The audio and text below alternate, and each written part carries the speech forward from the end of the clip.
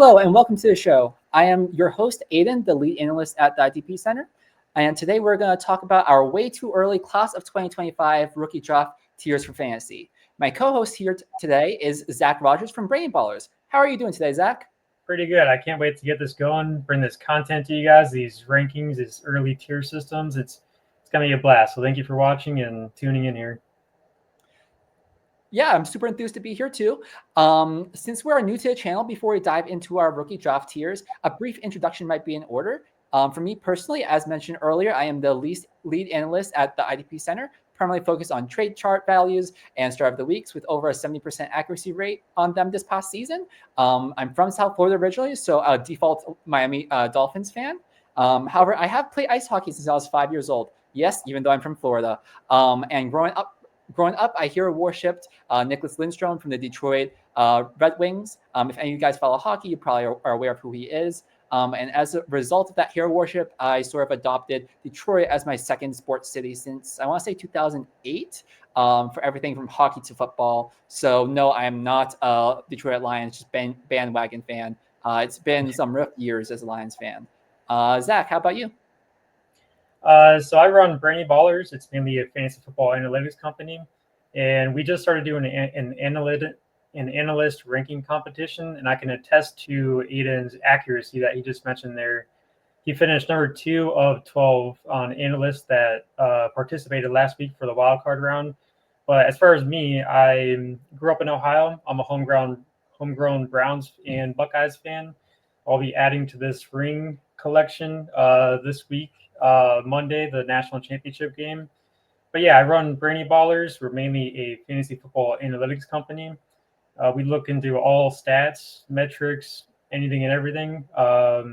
And also I hand make fantasy football championship trophies that you can buy one for your league. That's mainly it.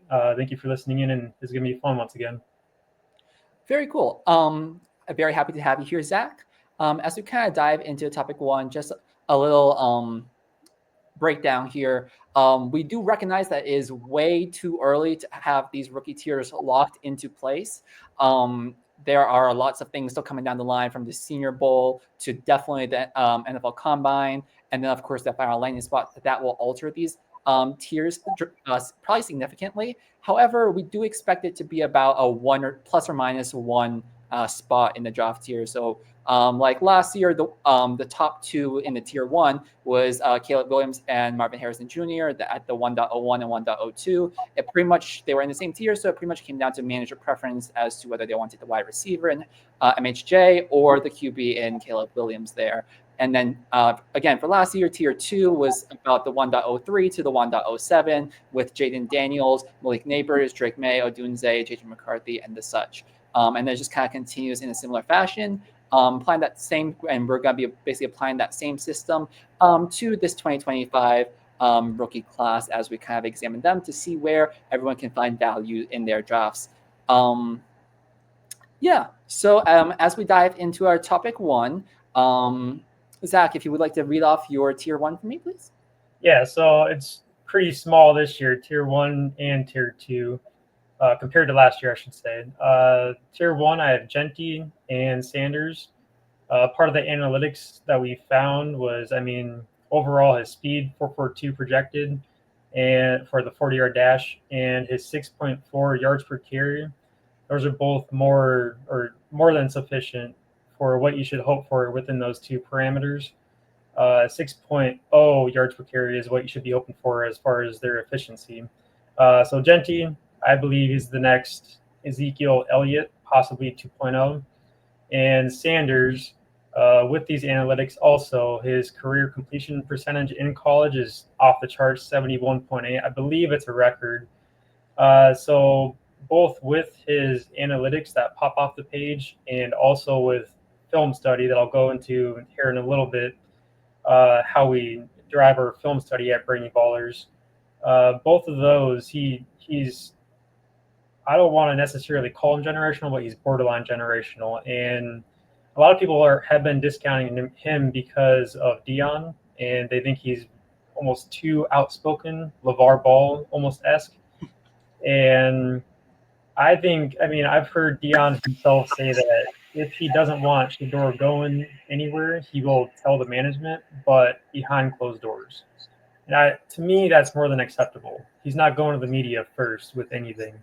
So I'm okay with that, and I don't think Dion will be an issue like some people think he will be, and therefore I don't think it's okay to discount Sanders, Shador like some people are. So both the analytics and the film study are why I have Shador in my number one, and I'll go into why Cam Ward necessarily isn't there. Yeah, as your QB1, you have Sanders there. That definitely makes sense. But I do notice that you call basically Ashton Genty and Sanders. So at the 1.01 and 1.02, that pretty much comprises your tier one, which seems pretty small. You think they're really a cut above everyone else here? Yes, I believe both of those players are borderline generation. I believe Genty is. I think he's like. I'm okay with calling him generational at this point. I believe he. I'm like. I'm so close to calling him generational, but not quite there. But I believe he is there. Do you see the Genty Ezekiel Elliott comp? I definitely do see that, especially early career Zeke. Not just for everyone's clear, we're not talking about 2024 Zeke. Okay, it's Right. probably early in his career. Right. Yeah, I definitely agree with that comp. I like it a lot. So looking at my tier one, I have follow suit for the first two picks. Sanders as the 1.01, Genty as the 1.02 for all the reasons you just listed. Completely agree there. However, I do have Cam Ward and Ted McMillan rounding out my tier one in the 1.03 and 1.04 spots. I think McMillan can be a really good X receiver, big body guy, make those catches and put up some solid fantasy points for you this upcoming season. Yeah. Who's your comp for Ted McMillan? Tech McMillan, I would actually go with like a Drake London type, actually. Kind of a big body, true X receiver who can really put up some good production for you. And of course, will depend on whose QB is, as is the case with all the wide receivers. But I do have some high hopes for him to be in that tier one for me this season. I like Um, that. Yeah, I can see. I can see the Drake London comparison for sure. My worry is that he's going to be like T. Higgins minus a little bit, not quite producing at the T. Higgins level. I believe he was floating around a little bit better than PPR 20 overall every year. But my worry is that Ted McMillan won't be quite at that point. I feel like he's a little bit too reliant on the deep ball. So he has an ADOT of 14.0 to give you a little reference. But yeah, that I like that comp though on Drake London for sure. Yeah, I definitely agree. He is a little over reliant on the deep ball, which might lead to some more boom bust games his rookie years, such as we saw from Marvin Harrison Jr. this past year. However, I think with some patience, it will pay off, as I do believe it'll pay off for Marvin Harrison in the long run eventually as they continue to develop. Yeah. Anything else to add for that topic one? Nothing there, no. Okay, sounds good. So moving on to tier two, who do you have on your tier two for your 2025 fantasy rookies? So first, I have Ted McMillan. Like I said, I don't think he's quite up above. If he was a little bit better than T. Higgins, if I thought so, I would have him possibly in tier one. But I'm just not confident that he can be better than T. Higgins.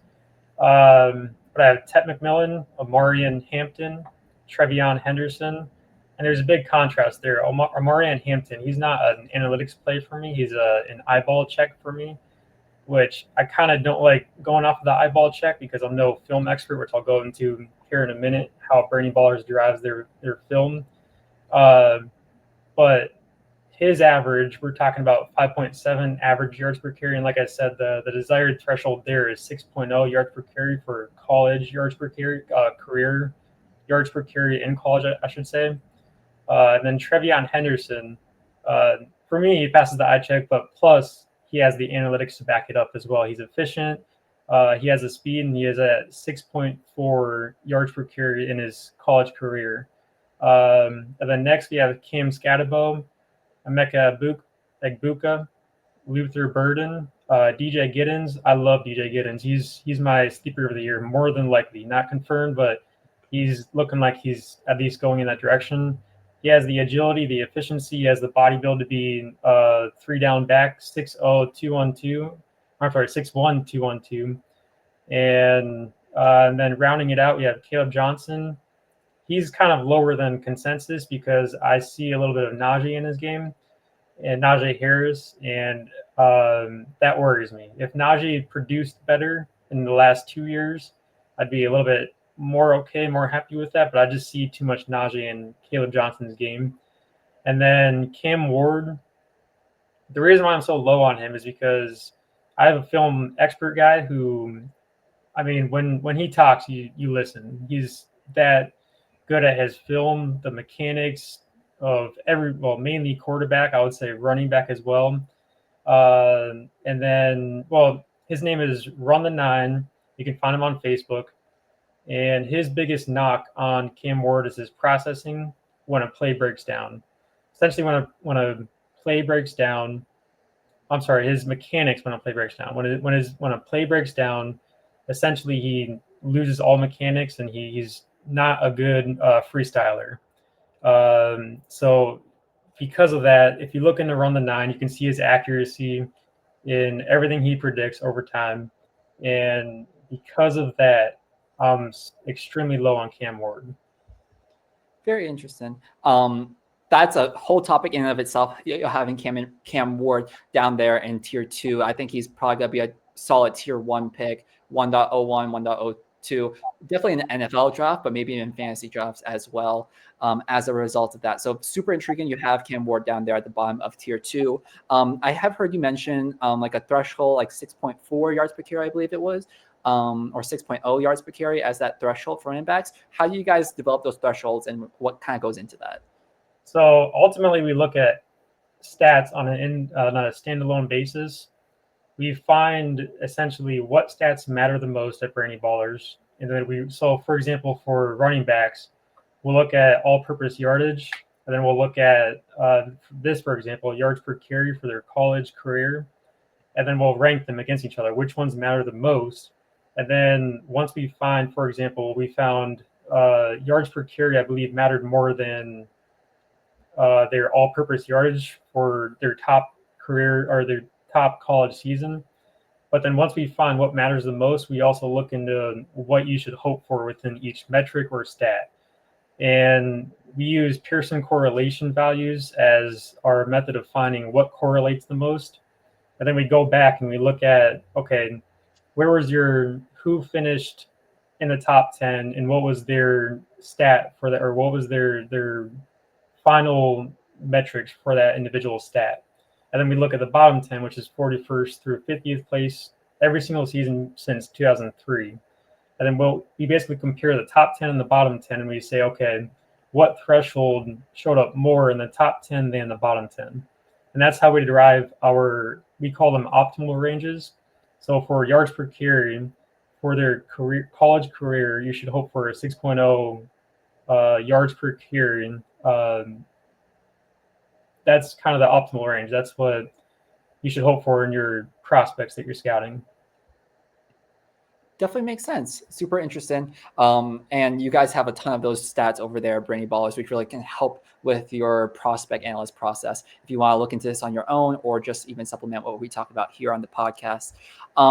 So diving into the IDP Center's Tier 2, we have Marion Hampton at the 1.05, 1.06, Luther Burden, 1.07, Travis Hunter, 1.08, Amika Egbuka, 1.09 Colston Loveland. Get a little tight end love in there.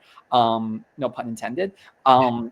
As I think he could be a solid pass catcher here in the NFL as he approaches the next level and brings some light to a very lifeless tight end position there. I love that. I love that Loveland pick as well. I haven't looked too much into the tight ends, Loveland and Fannin Jr. I haven't looked into them too much yet or enough to have any of them in my tier 2, but I do think that I'm loving Loveland, so to speak. Yep, very much so. But yeah, looking back through these rankings, we have on BrainyBaller's side, Ted McMillan at the 1.03, Omarion Hampton 1.04, 1.05 is Trevion Henderson, 1.06 Cam Scatterboo, 1.07 Luther Burden, 1.08 Egmika, Egbuka, and I will butcher names. I am sorry. I mean no offense to anyone, but I'm doing my best out there. 1.09, DJ Giddens. 1.10, Caleb Johnson. And your 1.11, the very controversial, evidently, Cam Ward. So very intriguing there. So your tier 2 encompasses your 1.03 to 1.11 for the IDP Center. Our tier 2 looks like it encompasses the 1.05 to 1.09 in there. I am curious, really quick. Travis Hunter, do you want him to be a wide receiver or a cornerback in the NFL? So for fantasy purposes, obviously I want him to be a wide receiver, just puts up better numbers, as well as for IDP leagues and offense. Helps on both sides to be on the offense. Those tend to be a little bit more consistent. However, I do realistically expect him to be primarily on the defensive side of the ball. However, I do still expect him to get some snaps on offense. Sort of like a Gadget-esque player. I expect like maybe a 4 for 40 line to be a pretty safe floor for Travis Hunter there. So maybe I have him a little too high in my tier 2, but that might be the IDP side of me seeping out. Yeah, right.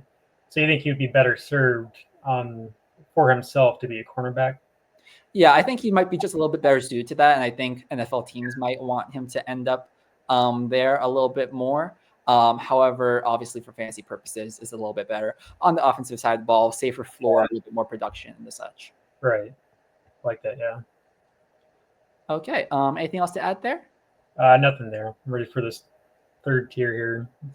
Yep, sounds good. Well, speaking of tier 3 for our 2025 fantasy rookies, who's on your list?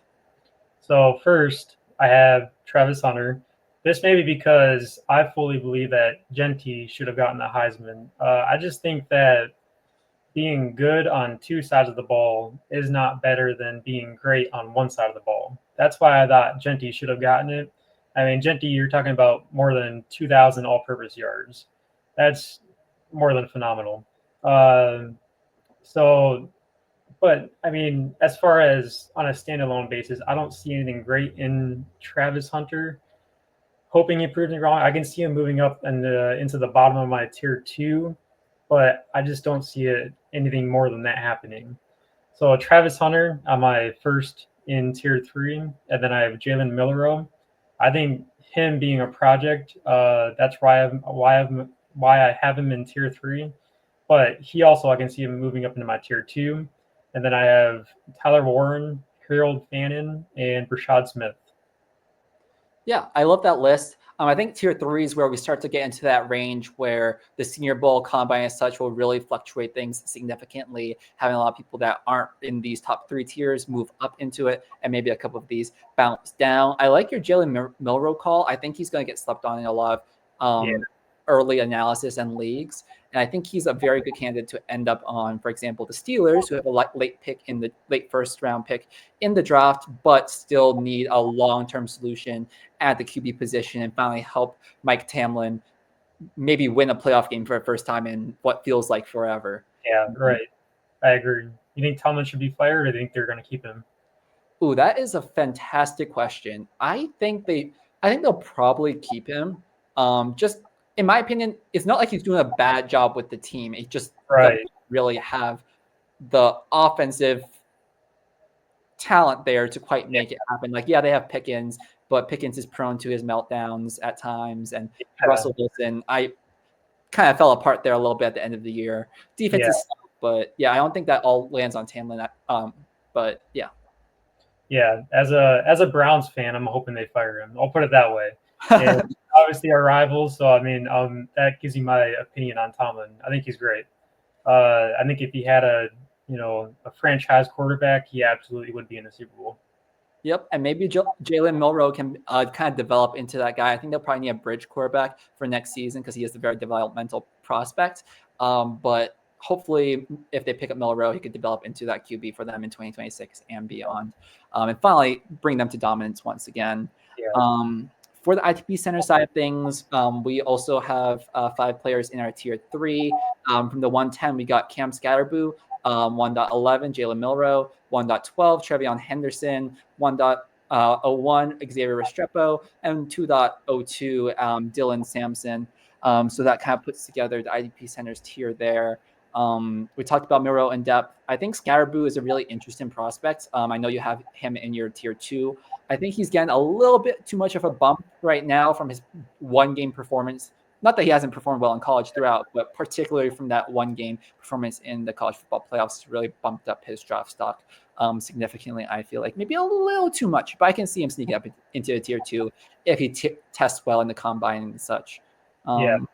He's been comped pretty wildly. I've seen, and I can see it myself. I've seen Toby Gerhart comps to him, but I've also seen Christian McCaffrey comps to him. So he's one of those prospects that can be sky high or a bust right out of the gate. So it's kind of hard to predict him, but I can see it going both ways with him. Yeah, definitely. He has some solid upside, and I think he passed for a touchdown, rushed for a touchdown, and caught a touchdown, right? Yeah, I think that's right. Playoff game. And I think Christian McCaffrey is the last person to have done that in the NFL. So very interesting comp there. Love that a lot. Yeah. So just to recap there for our tier 3, your tier 3 for BrainyBallers goes from the 112 to the 2.04 slot. That runs from Travis Hunter, Jalen Milroe, Tyler Warren, Harold Fannin, and Brashard Smith. Taking a look back through the tiers in totality, we have tier 1 is made of 2 players for you, 1.01 to 1.02, Genty Sanders. For IDP Center, that tier 1 is a little bit bigger. From Sanders to McMillan, 1.01 to 1.04. For tier 2, you have a lot of players in your tier 2, a pretty solid thick group there from the 1.03 down to the 1.11. We have a slightly fewer players from the 1.5 to the 1.9 there from Hampton to Loveland. And then for tier 3, we again have those five players each. So it looks like that kind of where those tiers fall for us there. We find that these tiers are very useful in that we can use these tiers to try to start to gauge where our fantasy rookie pick draft values will end up. So for example, I think it looks like that we have a pretty solid fall off in terms of value or draft stock from that tier 2 to the tier 3 group. What do you think there, Zach? Yeah, I agree, especially compared to last year when you had the second round players like Xavier Legette and Adonai Mitchell. I mean, Adonai Mitchell has been, he's looking more like a bust than anything else, but that tier 2 group went a little bit deeper last year than this year. So it's definitely a little bit short this year. Yeah, I definitely ran. Even in the tier 1, because I think we were talking about Shadir Sanders as that 1.02, 1.01 pick for fantasy drafts. But if you put into perspective compared to last year's class, a lot of people will say that Shadir Sanders, it would be maybe the QB6 about thereabouts in the 2024 draft. So that kind of puts in perspective when he's being looked at as the 1.01, 1.02 in this year's draft. Probably makes sense to not really necessarily pay up that heavily for the 1.01 this year and using last year as comp value, just because this year's class seems to be a bit deeper, especially at like running backs, but fairly weaker overall in terms of the overall class value compared to last year.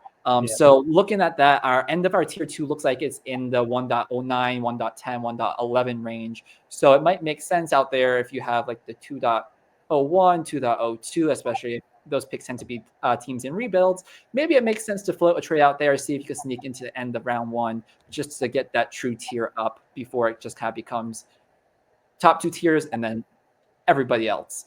But we'll see where things fall a little bit more closer to combine and such. Anything to add there, Zach? Yeah, I agree with you. Targeting those Luther Burdens and those Egbukas might be the play this year. I think that's what I'm going to be doing in my fantasy drafts.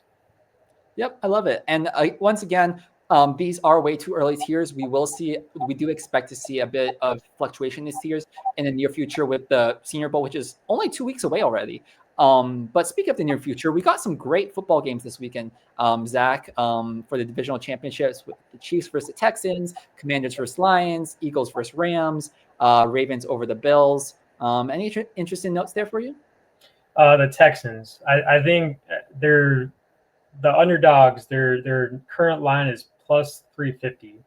I think that's I think that's a little bit disrespectful to CJ Stroud. I understand that his stats haven't been exactly eye-popping this year, But I think he's one of those quarterbacks that he doesn't care about stats. All he cares about is wins. He gets a lot of hate for his lack of production as far as the stats go, but he's in the playoffs, and I think that game, the Texans versus the Chiefs, I would not be shocked. I'm not saying it's going to happen, but I would not be shocked if the Texans upset the Chiefs. But I think it's at the very least, it's going to be a lot closer than people are saying it's going to be. Yeah, I actually definitely agree with that. Like, I will say the Chiefs do have that history of coming off of a bye. Andy Reid gets in his little zone and he analyzes the opposing team, and they have almost like a 6-0 record, I think 7-0 record coming off a bye in the playoffs, which is super impressive. However, to your point, I don't think it might be Stroud that keeps this game close, but more so the Texans defense, particularly their pass rush, having Danielle Hunter and Will Anderson on the edge. Against not the best Chiefs offensive line, they might have Mahomes running for his life pretty much the entire game. A little bit reminiscent of the Chiefs-Bucks Super Bowl game a couple years back. Yeah, right. Mahomes might be having a rough time, and especially because their run game is not quite as dominant as it was to start the season, with Pacheco back from the broken leg, but not quite performing how he was at the beginning of the season, and Kareem Hunt is their 1B, who they basically found off the scrap heap at the midpoint of the season past year. I agree, and that's that defensive point you made. That's a big reason why the Texans going into this year. That's why they were my dark horse. Them and the Lions. I know though that the Lions are pretty banged up right now, but so that might be a little bit of a knock on them. But the Texans, yeah, I can totally see the full team idea of how they can also upset the Chiefs there. Yep. So Texans, maybe they'll sneak out a win over the Chiefs, but at least I think that'll be a good close game. Maybe a defensive shootout, not quite a offensive showdown as some might like to see, but will still be a very good game.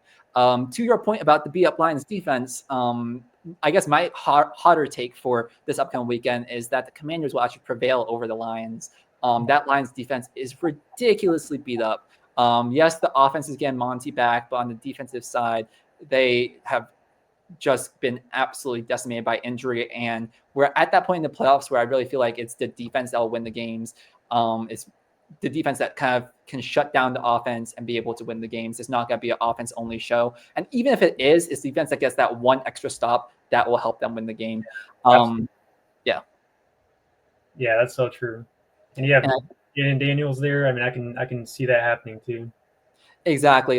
And also to that point, Jayden Daniels, or rather the Commanders in general, seems to have that just it factor this year. Maybe it's an intangible, maybe it's just luck, but the luck seems to be on their side with that doinking in to win the wild card game last weekend. The Hail Mary, which some can say it's skill, but I really think it's just Jayden Daniels putting the ball up there and praying for the best. And yeah, right.